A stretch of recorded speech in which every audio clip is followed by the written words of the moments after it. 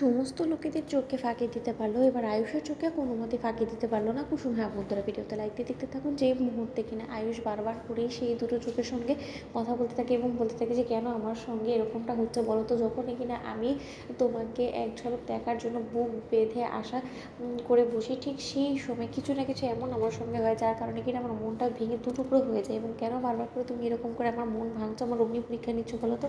আমি তোমাকে কতটা ভালোবাসি সেটা যাচাই বাছাই করার জন্য এই সমস্ত কিছু করছো?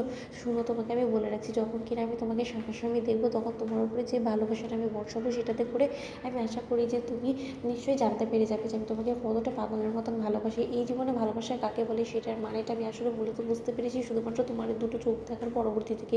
এবং তার পরবর্তীতে এত কিছু ঘটে গেছে আমার সঙ্গে, কিন্তু সমস্ত কিছু আমি সহ্য করেছি মুখ বুঝে, শুধুমাত্র একটা জিনিসের অপেক্ষায় যে হয়তো বা ঈশ্বর কোনো একদিন তোমার সঙ্গে আমার মুখোমুখি দেখা করাবে। কিন্তু এখন তো দেখতে পাচ্ছি যে সেটা রীতিমতো আমার জন্য একটা কঠিন অগ্নি পরীক্ষা হয়ে দাঁড়িয়েছে। আর কত অগ্নি পরীক্ষা দিলে তুমি আমার হবে বলো তো? কবে তুমি আমার সামনে আসবে বলো তো?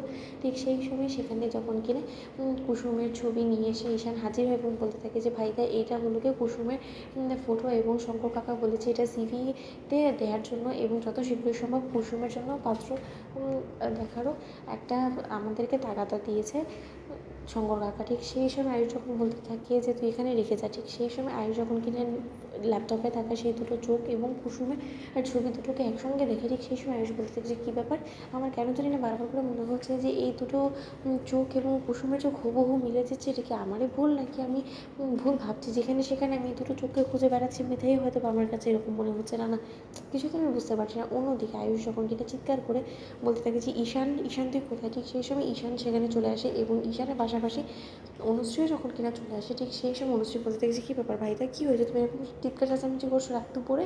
অন্যদিকে যখন কিনা ঈশান বলতে থাকে যে ভাইদা কী হয়েছে, তুই জাদুঘর এবং এই দুটো চোখের ছবি হাতে নিয়ে কী করছিস বলতে? রাতের আমি মানছি যে তোর মাথাটা গরম হয়ে গেছে, কিন্তু একটু ধৈর্য ধর, দেখবি ঠিক আমরা তার খোঁজ পেয়ে যাবো, সন্ধান পেয়ে যাবো। ঠিক সেই সময় আয়ুষ যখন বলতে থাকে যে দেখ তো, আমি যেটা দেখছি সেটাই ভুল, নাকি আমি যেটা দেখছি সেটা একদম ঠিক, এটা আমার মনের কোনো রকম কোনো ভুল ধারণা নয়। ঠিক সেই সময় অনুশ্রীকে যখন কিনা আয়ুষ বলতে থাকে যে তুমি যে একটা মেয়ে হয়ে আরেকজন মেয়ের চোখে টা ঠিক করে তুমি চিনতে পারবে, তুমি একবার দেখো তো অনুশ্রী যে এই দুটো চোখ এবং কুসুমের চোখ দুটো এটাকে হুবহু মিলে যাচ্ছে না? ঠিক সেই সময় অনুশ্রী ভালো করে দেখা মাত্র অনুশ্রী বলতে থাকে যে হ্যাঁ ভাইদা, এটা তো আমারও মনে হচ্ছে যে হুবহু এটা কুসুমের চোখের সঙ্গে অবিকল মিলে যাচ্ছে, কিন্তু এটা কী করে সম্ভব বলো তো? যদি সত্যকার অর্থেই রাতুল দা কোনো মতে কুসুমের ছবি তুলে থাকতো তাহলে তো অবশ্যই রাতুল দা এতদিনে কুসুমের সম্পর্কে আমাদেরকে জানাতো, তাই না? কারণ কুসুম তো রাতুল দার চোখের সামনেই ঘুরপাক খায়।